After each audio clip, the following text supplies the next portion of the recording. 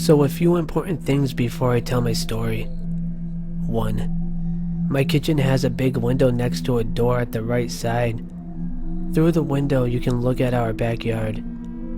It doesn't have a curtain. I always sit at our dinner table to work on school things and stuff, which is placed in front of the large window. 2. We also have 2 dogs, a Shih Tzu and Maltese mix. They're very sweet, but they bark a lot when they hear something outside our house. 3. When this happened, I was home alone with my little brother. 13. 4. My neighbors have a cat that walks around our house a lot. With that said, this is a story. A few months ago, my parents decided to go on a little holiday together for 2 days. My brother and I were fine with being home alone, and we didn't want our grandparents to babysit us.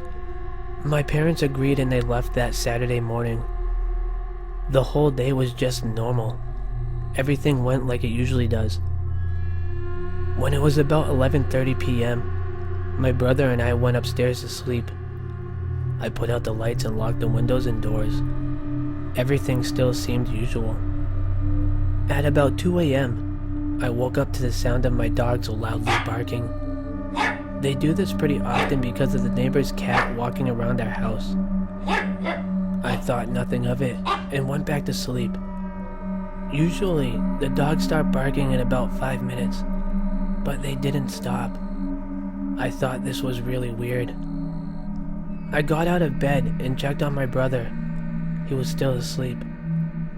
I decided not to wake him up and walked downstairs myself. I went downstairs. My dogs were barking towards the large kitchen window, which wasn't that weird since the cat walks in our garden a lot too. I put a light on and walked around the kitchen to see if something was off. Everything seemed fine. I then checked maybe if my dogs were in pain or something. They weren't. I then looked outside to see if the cat was walking around. The cat was nowhere to be seen. This made me feel very uneasy. After this, I didn't feel like sleeping anymore, so I sat down at the dinner table to watch some YouTube and chill out a little bit. After like 10 minutes, I started to feel uneasy again. I had this weird feeling of being watched from the window. I decided it was better to shut the lights off and go back upstairs, because I didn't feel safe. I grabbed a kitchen knife to protect myself if anything was about to happen. When I got upstairs, I checked my brother again. He was still safe and asleep. I sat down in our hallway so I could hear the things downstairs better. After a while, my dog started barking again. At this point, I was so scared that I was almost crying. I decided to call the police and then walk downstairs. The police told me they would be here in about 15 minutes. I walked downstairs as silently as I could. When I got in our hallway downstairs, I noticed that the light by our front door was on. This only goes on when people walk by, but I was stupid and shrugged it off as being the neighbor's cat walking by. When I got back into the kitchen, my dogs were still barking. I turned on the lights and sat down again. Not a minute after I sat down, I noticed movement in our garden behind the large window. I just froze. I couldn't move. My dogs started barking like crazy because they could see the movements too. A pretty large person was moving slowly towards the door. I still had the knife, but I am 15 and petite. The person looked a lot bigger than me, and I surely couldn't win against him. He had to have seen me because he started moving faster towards the door. Fortunately, at this point the police arrived. They knocked on the front door. I sprinted towards the door and let them in. The man probably ran away, because when the police investigated the backyard he was gone. Later, with the help of a police dog, the man was arrested and charged for attempted burglary. He apparently was arrested a few years ago because of attempted assault. My brother and I didn't get hurt and everything turned out fine. but I am still too scared to stay home alone. To the crazy man that tried to break into our house at night, let's not meet.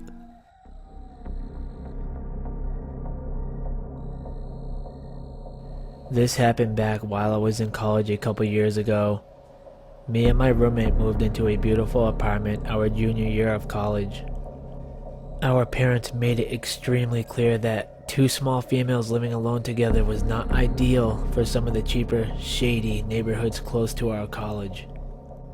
We attended a college in our state capital, so we were in a city environment and had certain criteria we had to meet in order for us to live there and for them to co-sign our leases. Lit sidewalks, keyed entry into the apartment building, lit parking lot X amount of blocks from campus, etc, etc. So we finally found one that fit our parents' criteria. Our apartment building had a keyed entry for both the front of the building and the back gate that led into the fire escape.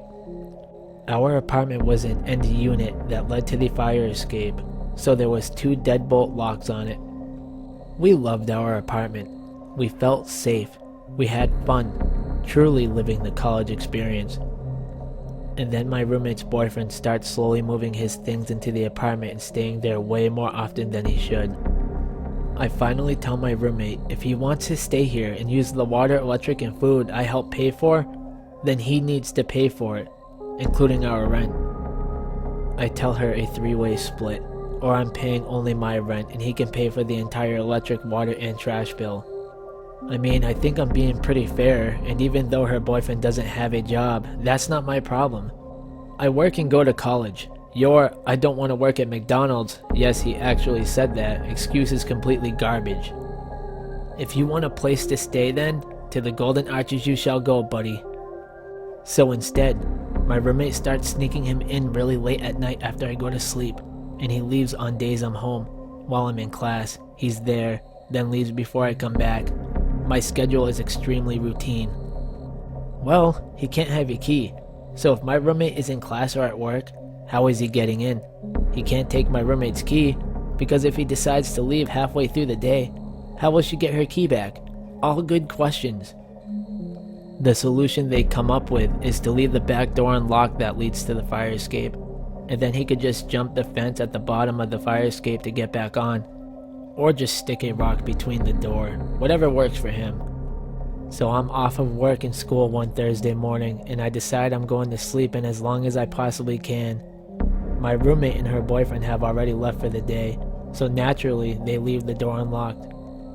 I'm asleep. It's about 10 in the morning when I hear the back door open to the apartment.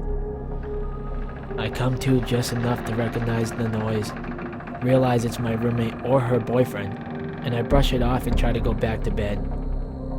All of a sudden, I start hearing someone creep through the apartment, wooden floors. It definitely doesn't sound like casual walking. It is clearly someone stepping slowly and quietly through the apartment.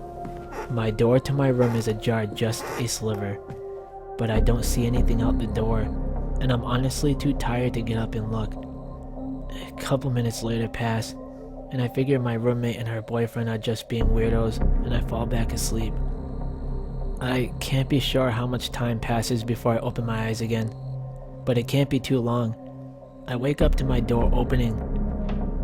My back is to the door, and I am facing the opposite wall. I slowly start to turn over to see why my roommate or her boyfriend would dare wake me from my slumber. And there he is. An intruder in my room. Next to the bed I'm currently lying in, a 6-foot-tall, 250-pound minimum burglar, unplugging my TV about 5 feet from where I currently am. I immediately just pretend I'm shifting positions in my sleep and continue to roll over with my eyes as shut as I can make them seem, still open enough to watch what was going on. He hears me shuffling as I turn over, stops, looks dead at me, and luckily doesn't realize that my eyes are just open a tiny bit. He goes back to unplugging my TV, my DVD player, shoves it in a bag he brought, like those bags from IKEA, and steals my change jar and casually starts walking out of the front door to my apartment. After I hear the door shut, I immediately spring out of bed, grab my phone, start dialing 911, all while locking the back and front doors. The dispatcher is trying to calm me down. At this point, I am hysterical. I can't even catch my breath to tell her okay. Luckily, I told her my address before I started hyperventilating. I will take a second to commend the police department, both city and college, because they were there in less than 3 minutes. She tells me the cops are there, but they need me to go downstairs to let them into the building because they don't have a key to the front door of the building. I am so afraid to open the door to my apartment and even look down the hallway. I'm about to walk to the front door and extend my arm outside the handle when I hear, "Ma'am, it's the police." As if I didn't get scared enough already, they yell through the door. I am paranoid because the dispatcher told me that they couldn't get in, and I didn't realize someone probably let them in downstairs. I asked the dispatcher to confirm that the people at my door are actually the police officers. She tells me that they are at my door. Okay, cool. I opened the front door and I collapsed right there. My legs completely turned into jello as I just hit the floor. I blacked out for a brief period of time, but they helped me up and sit me down on the couch. There is at least 10 officers in my apartment from both the city and the college departments. When I look outside the living room window to the street below, there are 5 to 6 cop cars blocking the street. I later find out that they were doing a perimeter search around the immediate area. I'm being bombarded with questions now. I have to try to find out what's missing besides the stuff from my room. I'm crying, I'm shaking. This is not at all how I saw my day going off. I tell them my roommate left the back door open for her boyfriend. The next thing I know, my roommate and her boyfriend walk in and they both have the most dumbfounded looks on both of their faces. At this point now, there is a detective talking to me and I'm giving my statement, giving a description of the burglar, the stuff missing, looking at mugshots, etc. I immediately stop talking to the detective, look up at the both of them and blurt out, "Someone robbed us while I was asleep. He came into my room." My roommate looks at me in the face and says, "Oh my god, is any of my stuff gone?" "That's what you're asking me right now? If your replaceable stuff is missing?" 2 officers take her and her boyfriend aside and talk to them, while I'm finishing up with the detective. I call my boyfriend over and he comes over to help me pack my stuff to stay over at his house for a couple of days, which turned into staying until my lease at the other place ended, around 4 months. After failing to recognize any suspects in a lineup, the cops slowly start leaving. After they all leave, I call my parents to tell them what had happened, gather my things and head over to my boyfriend's house. My roommate and her boyfriend never once apologized, not for leaving the door unlocked, but just in general, "I'm sorry this happened to you" type of apology. They never asked me if I was okay. If I wanted to talk, nothing. The day my lease ended was the best day of that entire year. I couldn't wait to get away from my roommate, her boyfriend, in that apartment. They never found the guy who robbed me that day. I didn't even care about the materialistic things. He robbed me from my safety and security, and it took a good amount of counseling to get that back. I am also thankful he didn't try to attack me that morning. My friendship with my roommate was tarnished. I haven't spoken to her since. To this day, I don't sleep with my back to the door, and I always have a knife under my mattress.